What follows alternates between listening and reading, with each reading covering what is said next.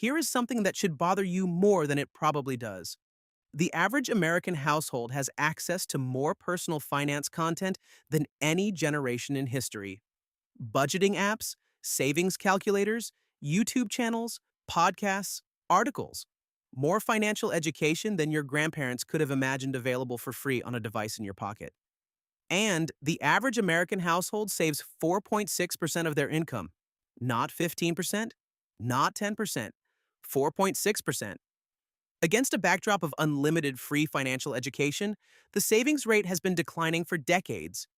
The problem is not information. The problem is the system most people are using to manage their money. And that system is budgeting, tracking what you spent, feeling guilty about what you spent, trying to spend less next month. Repeat until retirement.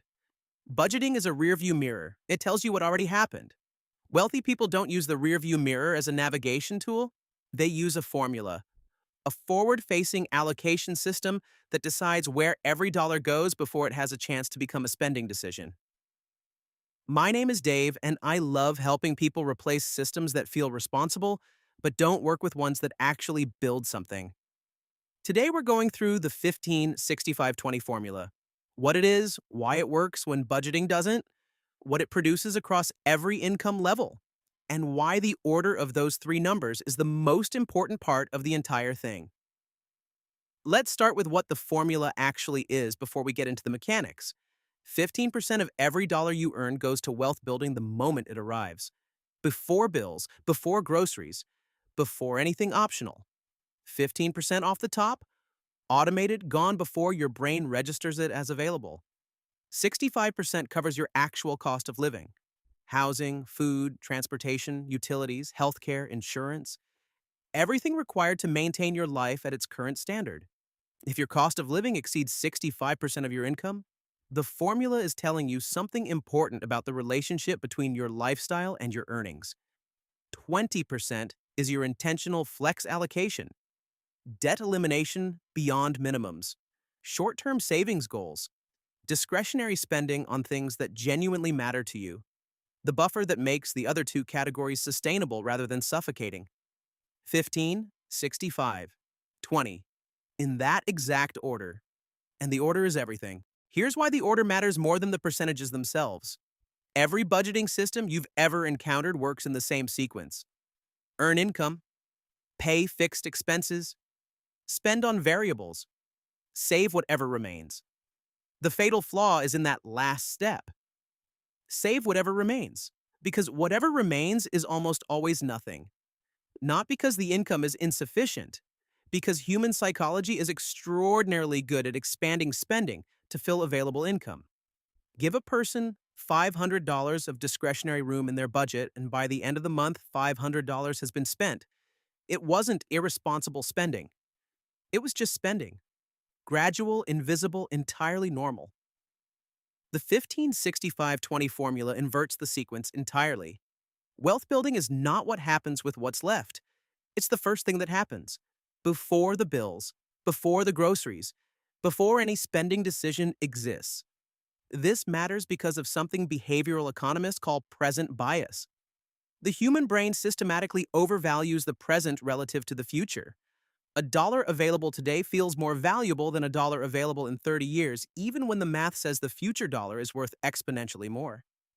Budgeting asks you to fight present bias every single month through willpower and discipline.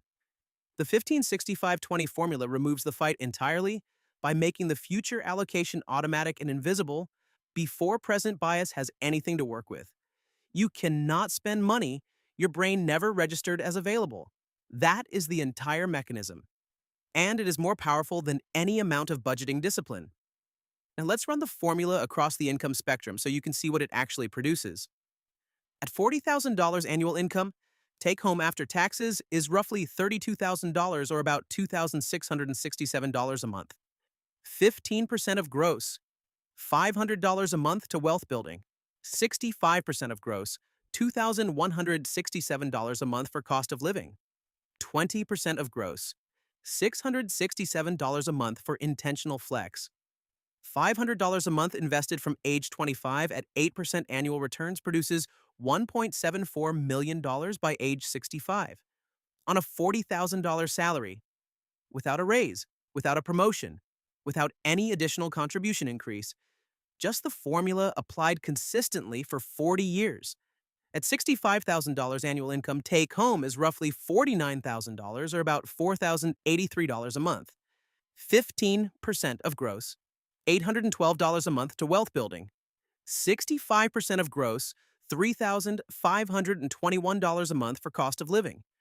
20% of gross, $1,083 a month for intentional flex.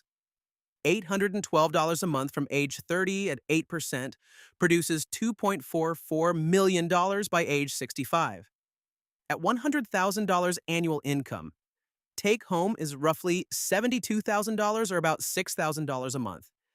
15% of gross, $1,250 a month to wealth building.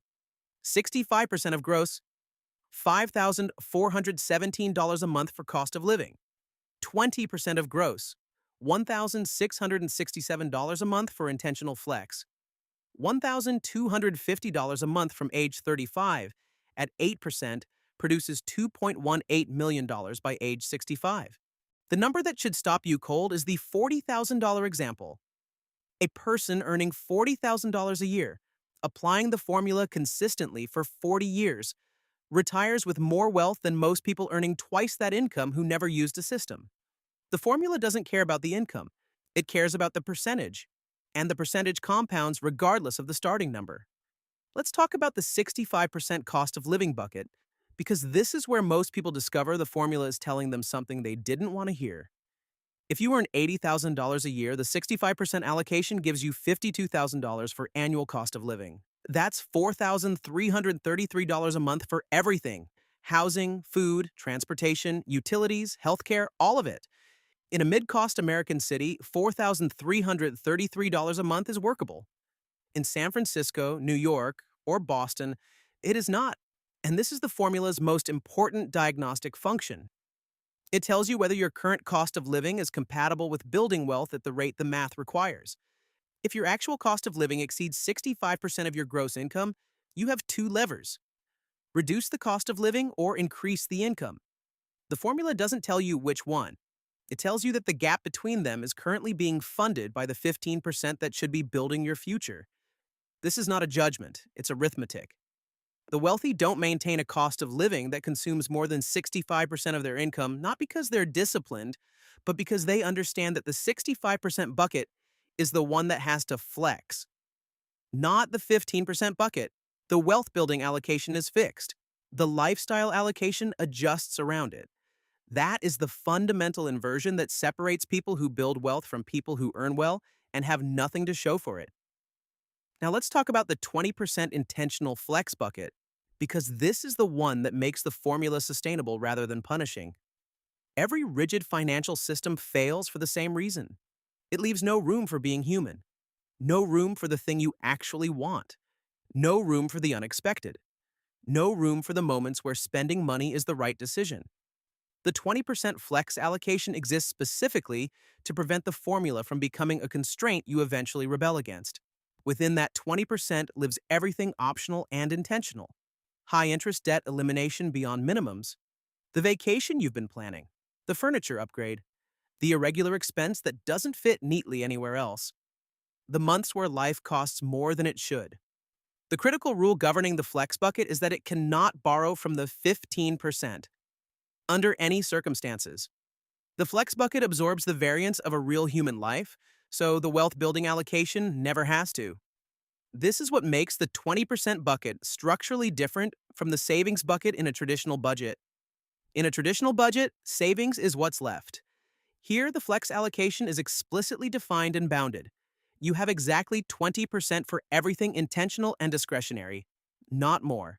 Not whatever's left after you feel like you've been responsible enough, a defined ceiling that makes the other two percentages possible. Here's where the formula intersects with the specific vehicles the wealth-building 15% should flow into. Because the percentage without a destination is just a number. The 15% allocation has an internal sequence that matters. First, employer retirement match to the maximum. This is a guaranteed 50 to 100% immediate return on every dollar contributed. Nothing else in the 15% competes with it mathematically. This always comes first. Second, high interest debt elimination. Anything above 8% interest rate produces a guaranteed return equal to that rate when paid off. A credit card at 22% paid off with wealth building dollars is a 22% guaranteed return. That beats the expected stock market return. It comes before index fund contributions until it's gone. Third, tax advantaged accounts. The HSA, Health Savings Account, if eligible, which is the only account in the American tax system that provides a deduction going in, tax-free growth inside, and tax-free withdrawal for qualified expenses. Three separate tax advantages in a single account. Then the Roth IRA, which provides tax-free growth and tax-free withdrawal in retirement on the gains. Then the 401k to the annual maximum. Fourth, taxable brokerage in low-cost index funds for anything remaining after tax-advantaged options are exhausted. The 15% flows through that sequence in that order. Every dollar finding its highest value destination before moving to the next one. The final thing to understand about the 15-65-20 formula is what makes it different from every other financial framework you've encountered. It is not a budget. It does not track categories. It does not require you to log expenses or reconcile receipts or feel guilty about where last month's money went. It is an allocation architecture. 3 buckets. Percentages assigned before any spending decision exists. Automated transfers, executing the formula the moment income arrives. Wealthy people are not wealthier because they have more willpower around money. They are wealthier because they built systems that don't require willpower. The money moves to its correct destination automatically. The lifestyle runs on what remains. The wealth compounds in the background without requiring a single active decision after setup. The formula is the setup. Everything after that is just letting time do what time does when money is in the right place, earning returns rather than sitting in a checking account waiting to become a spending decision. 15% building your future. 65% funding your present. 20% giving you room to be human, in that order, every time, without exception. That is the math the wealthy actually use. And it was available to you the entire time.